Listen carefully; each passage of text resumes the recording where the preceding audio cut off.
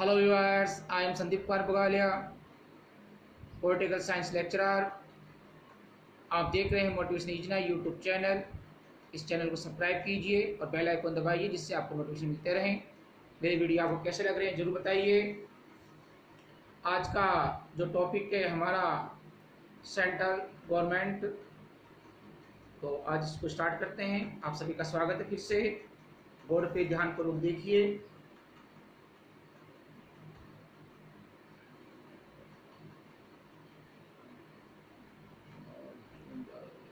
ठीक है, ओके, तो लेट्स स्टार्ट। सेंट्रल गवर्नमेंट यानी कि हिंदी में बोलेंगे इसको अपन केंद्र सरकार। तो आज का टॉपिक गवर्नमेंट यानी केंद्र सरकार, सरकार। सरकार राज्य का मूर्त रूप होता है, यानी सरकार राज्य को मूर्त रूप देता है। राज्य यानी स्टेट एक अमूर्त एवं अदृश्य संस्था होती है। इसे मूर्त रूप प्रदान करने वाली संस्था को ही सरकार कहा जाता है। यानी कि सरकार एक मूर्त रूप होती है एक देश के लिए या एक राज्य के लिए। सरकार द्वारा राज्य की सामूहिक इच्छा को निर्धारित करती है, अभिव्यक्त करती है और कार्यान्वित किया जाता है। हम यह कह सकते हैं कि सरकार ही राज्य रूपी भावनात्मक अवधारणा की अभिव्यक्ति है। सरकार के अभाव में राज्य की कल्पना संभव नहीं है। बिना सरकार के राज्य की कल्पना नहीं की जा सकती। एक राज्य के लिए जरूरी है सरकार, जनता और एक निश्चित भूभाग। तो सरकार का जो आज का टॉपिक है हमारा,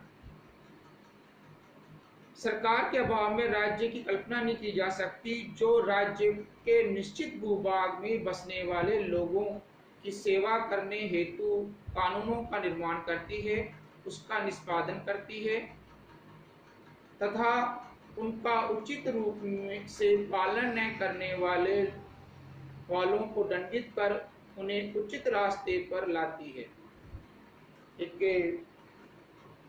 राजनीतिक शास्त्री हुए गार्नर के अनुसार सरकार वह अभिकरण या मशीन है जिसके द्वारा राज्य की नीतियां निर्धारित की जाती है, सामान्य मामलों को नियमित किया जाता है तथा सामान्य हितों को उन्नत किया जाता है। फिर से सुनिए एक बार परिभाषा। सरकार वह अभिकरण है यानी मशीनरी है जिसके द्वारा राज्य की नीतियां निर्धारित की जाती है, सामान्य मामलों को नियमित किया जाता है तथा सामान्य हितों को उन्नत किया जाता है। अब सरकार के तीन अंग, तो हम यहाँ मोटे मोटे रूप से लेंगे। राज्य का मूर्त रूप होती है गवर्नमेंट। सरकार के तीन अंग है। अनुच्छेद 79 के अनुसार, आर्टिकल 79 के अनुसार सरकार के तीन अंग होते हैं, व्यवस्थापिका, कार्यपालिका और न्यायपालिका। तो आज हम लेंगे व्यवस्थापिका। व्यवस्थापिका में के तीन अंग हैं, राष्ट्रपति, लोकसभा और राज्यसभा। तो इसको ये अनुच्छेद 79 के तहत है कि एक भारतीय संघ की एक संसद होगी। तो संसद के अंदर तीन है, ये संसद बोलेंगे इसको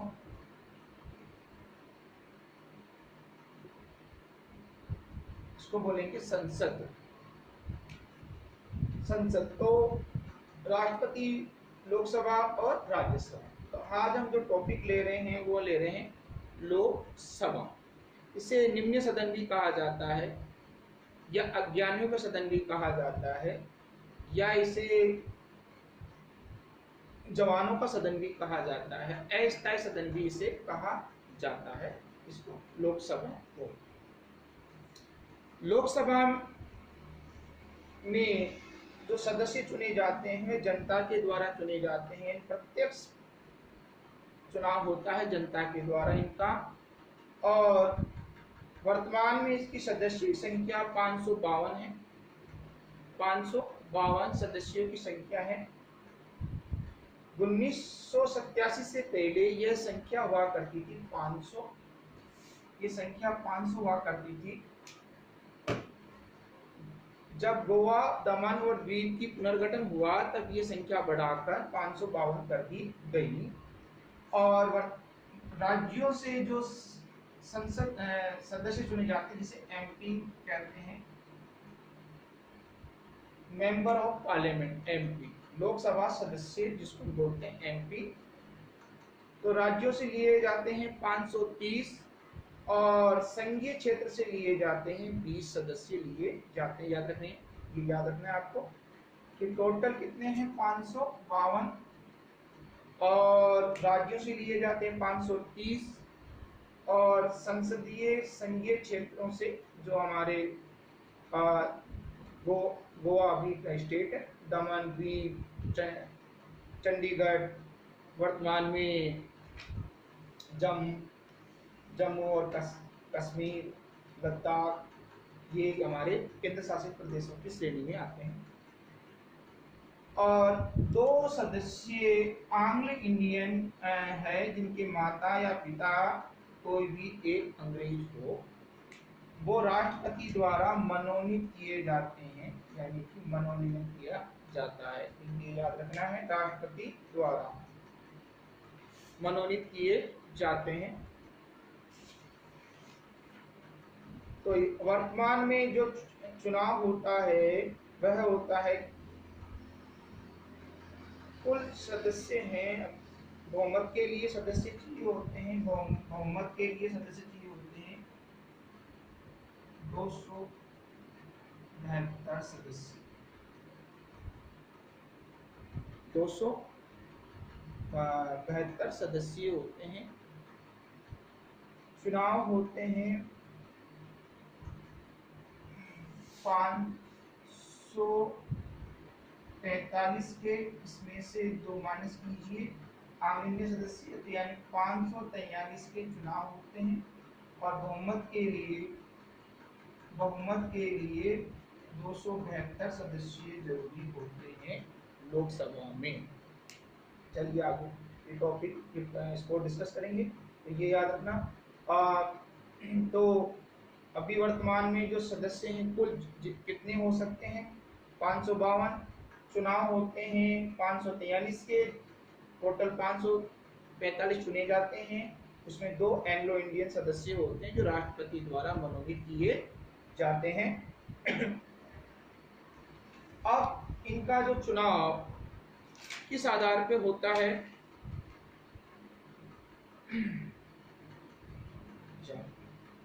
लोकसभा का जो कार्यकाल है वो 5 वर्ष का होता है। ठीक है, कार्यकाल तो पहले चुनाव होता है व्यक्तिमताधिकार से। लोकसभा का जो चुनाव होता है उसमें चुने जाते हैं वह व्यक्तिमताधिकार, सार्वभौमिक व्यक्तिमताधिकार। सार्वभौमिक का मतलब है यहाँ पे, व्यक्ति का मतलब तो यहाँ हमारे हिंदुस्तान में 18 वर्ष है, यानी 18 ईयर्स, यानी सभी स्त्री पुरुष से किसी भी जाति धर्म के लोग हैं सभी को मत देने का अधिकार। और एकल संसदीय रखा गया, यानी एक क्षेत्र से एक ही एमपी चुना जाएगा। ये ध्यान रखने वाली बात है, एक क्षेत्र से एक ही एमपी चुना जाएगा।